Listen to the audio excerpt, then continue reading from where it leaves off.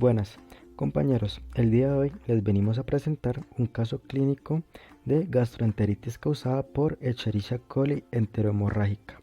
Nuestro grupo está conformado por Marly Juliet Áviles, Claudia Córdoba, Jenny Tatiana Martínez, José Mora y quien les habla, Gustavo Andrés Parada. Bueno, primero voy a dar una pequeña introducción respecto a nuestro caso clínico.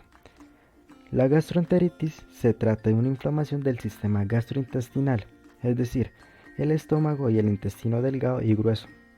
Hay muchos tipos de bacterias capaces de causar la gastroenteritis, por lo que sus síntomas pueden variar. En algunos tipos de gastroenteritis los síntomas se manifiestan rápidamente, mientras que en otros tardan unas 24 a 48 horas en aparecer.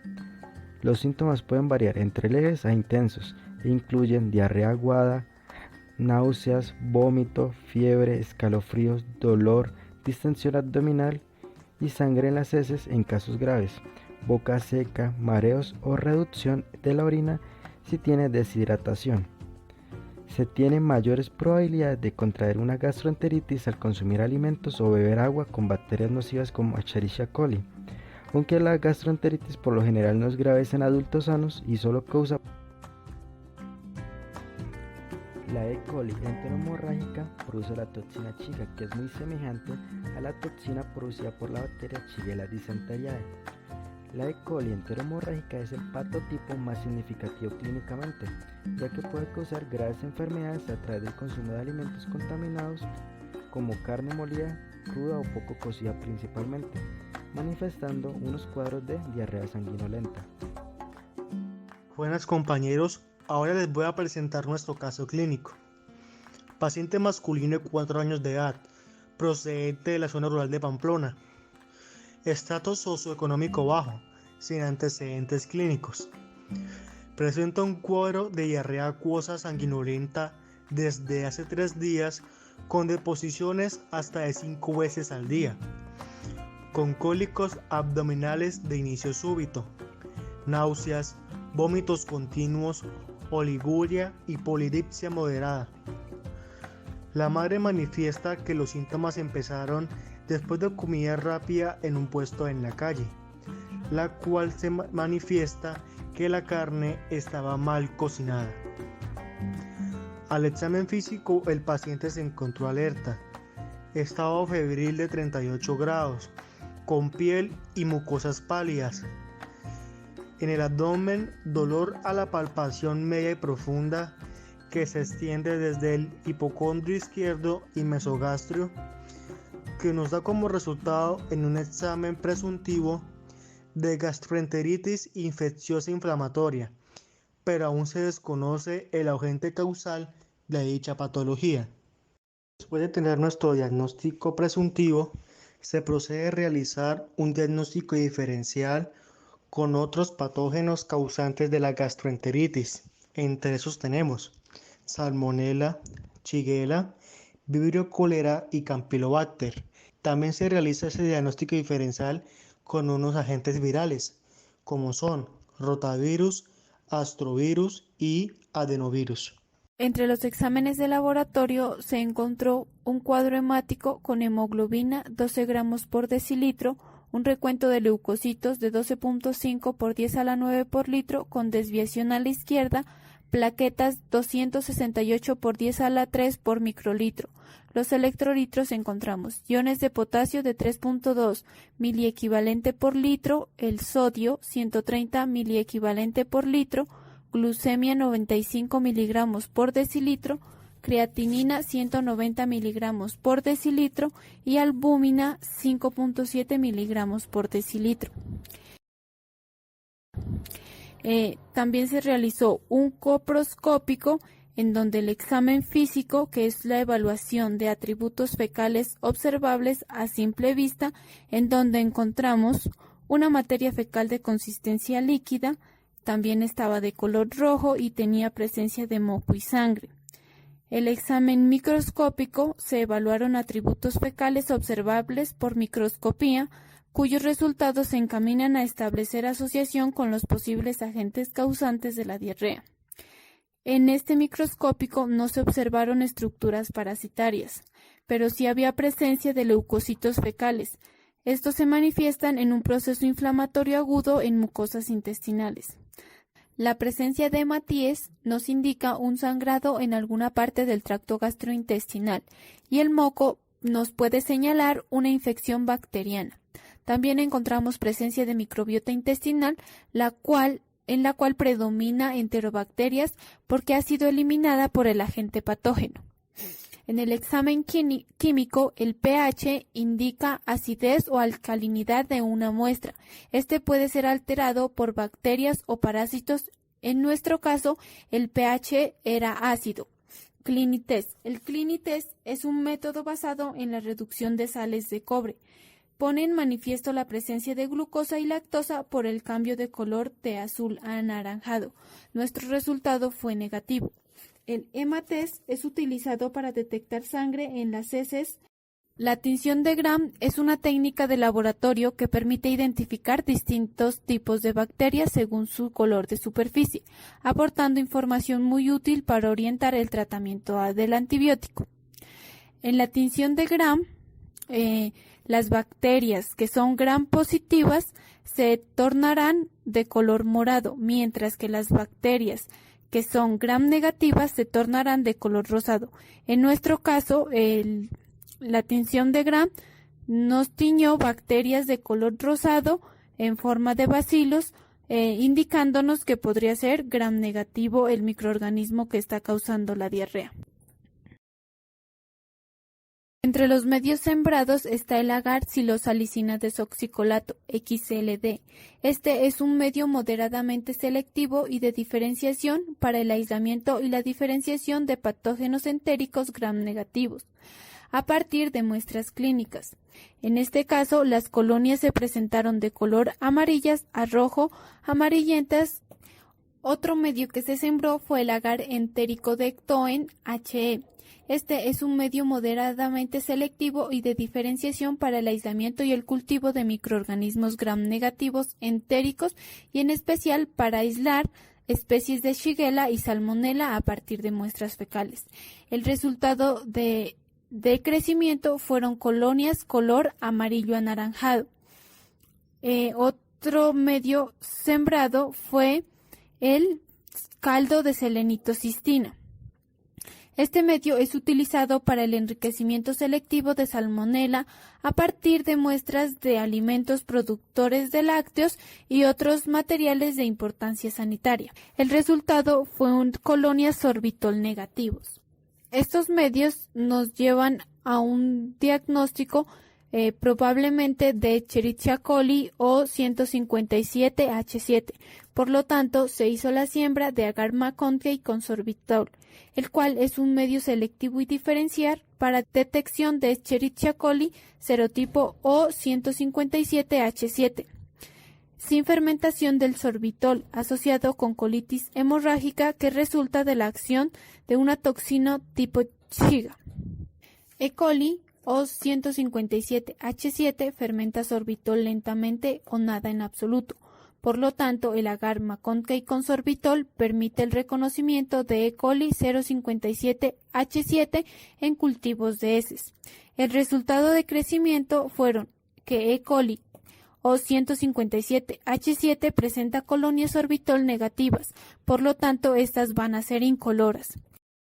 Con respecto a la bioquímica, la prueba de caldo sorbitol nos dio un resultado negativo, ya que la bacteria no fermenta el sorbitol.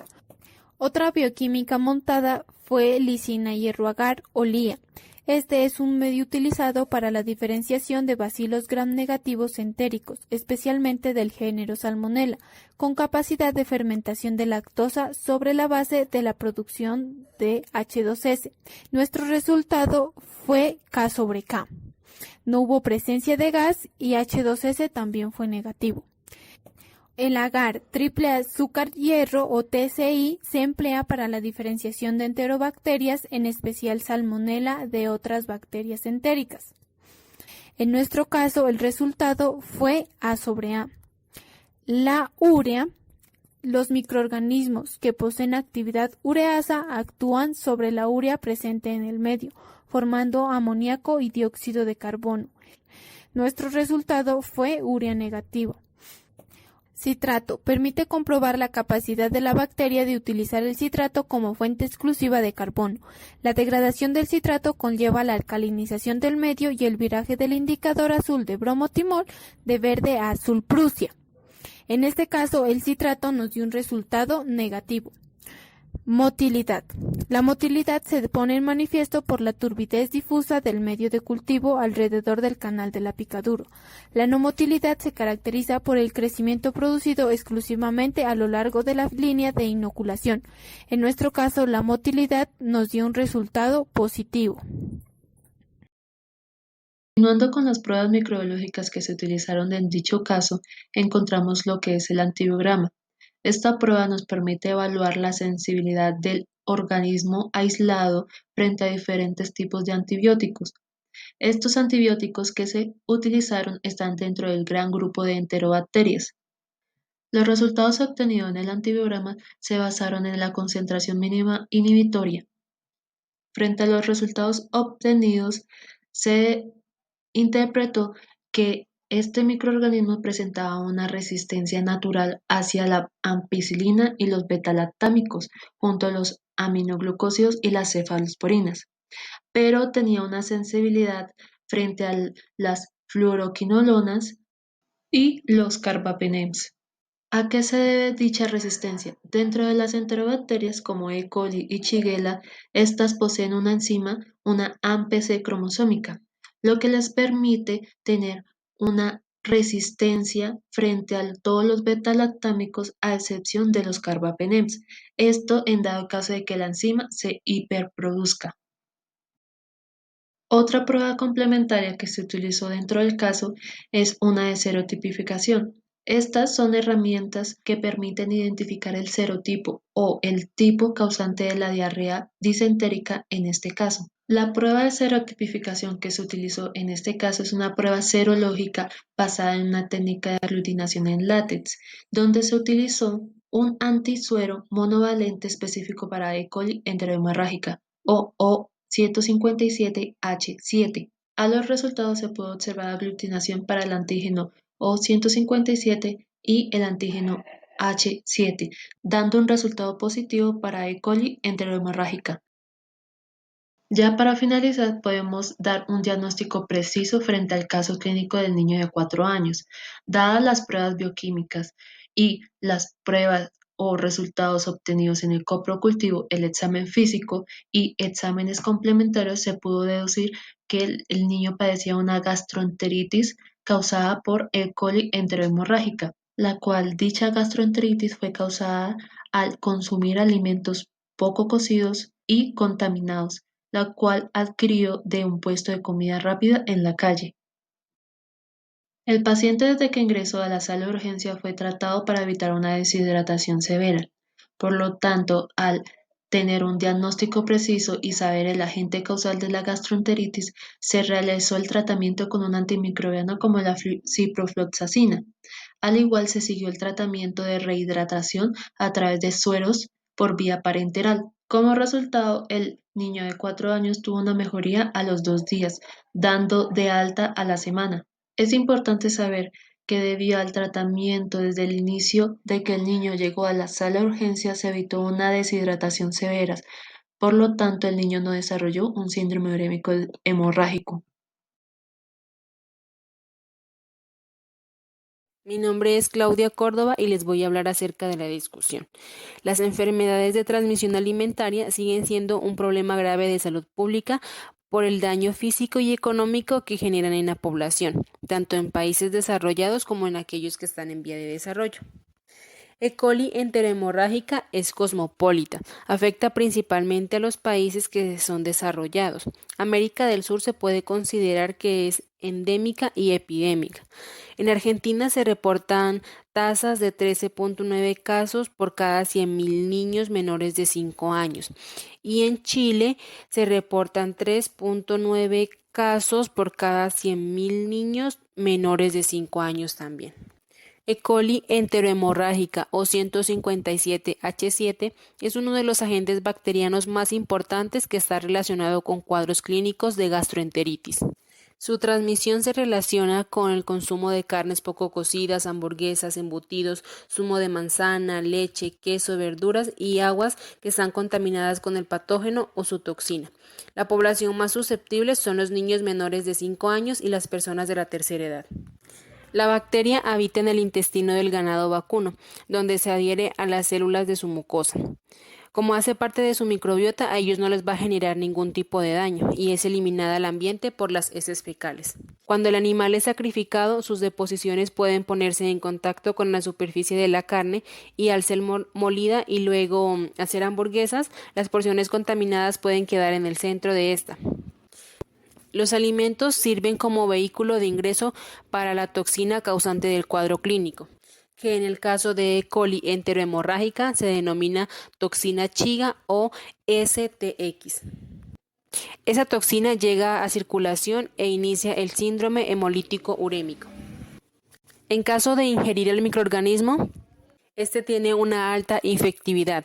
Se necesitan de 10 a 100 colonias por gramo de alimento para causar la diarrea. Este se adhiere a los enterocitos mediante la intimina, coloniza el intestino grueso y se adhiere a las microvellosidades del epitelio intestinal, manifestando la diarrea que generalmente es hemorrágica. La enfermedad se caracteriza porque inicia con espasmos intestinales o cólicos, luego la diarrea no sanguinolenta que en el 70% de los casos se vuelve hemorrágica a los 2 o 3 días. Vómitos en 30 y 60% y fiebre en 30% de los casos. Si el paciente ha ingerido el microorganismo, la toxina va a ser liberada por las heces fecales durante varias semanas. El diagnóstico para esta bacteria se realiza a través de la detección en el coprocultivo. La probabilidad de aislar al microorganismo de las heces humanas va disminuyendo con el tiempo. En la primera semana el 92% de los coprocultivos son positivos y en la segunda solo el 33%, lo cual es de gran importancia adquirir la muestra fecal del paciente lo más pronto posible para realizar el coprocultivo antes del uso de los antibióticos. El microorganismo no puede ser identificado en los cultivos rutinarios porque E. coli enterohemorrágica muy poco se diferencia a las otras E. colis intestinales, pero se considera que la O157H7 es incapaz de fermentar el sorbitol, a diferencia del 90% de la microbiota normal. Por eso se emplea un medio especial que es el agar McConkey con sorbitol. El coproparasitoscópico y el cuadro hemático son herramientas que permiten reforzar el diagnóstico, ya que permiten hacer un diagnóstico diferencial. Bueno, compañeros, podemos concluir de nuestro anterior caso clínico que nuestro paciente, al ser un niño de 4 años, está dentro del rango de la población susceptible a padecer este tipo de infecciones bacterianas. También un factor muy importante fue que al consumir una carne muy poco cocida fue la fuente principal para la transmisión de la E. coli enterohemorrágica, la cual, como ya vimos, es la más significativa a nivel clínico y de salud pública. El paciente nos presentó una deshidratación rápida, debido a que la E. coli enterohemorrágica se caracteriza por causar una diarrea disentérica. Además, fue muy importante para poder identificarla el uso del agar McConkey con sorbitol junto con las pruebas bioquímicas que vimos anteriormente. Para el tratamiento de este caso se utilizó una fluoroquinolona, más específicamente ciprofloxacina, la cual actúa muy bien para las infecciones contra E. coli, pero nos puede presentar un riesgo de padecer síndrome hemolítico urémico.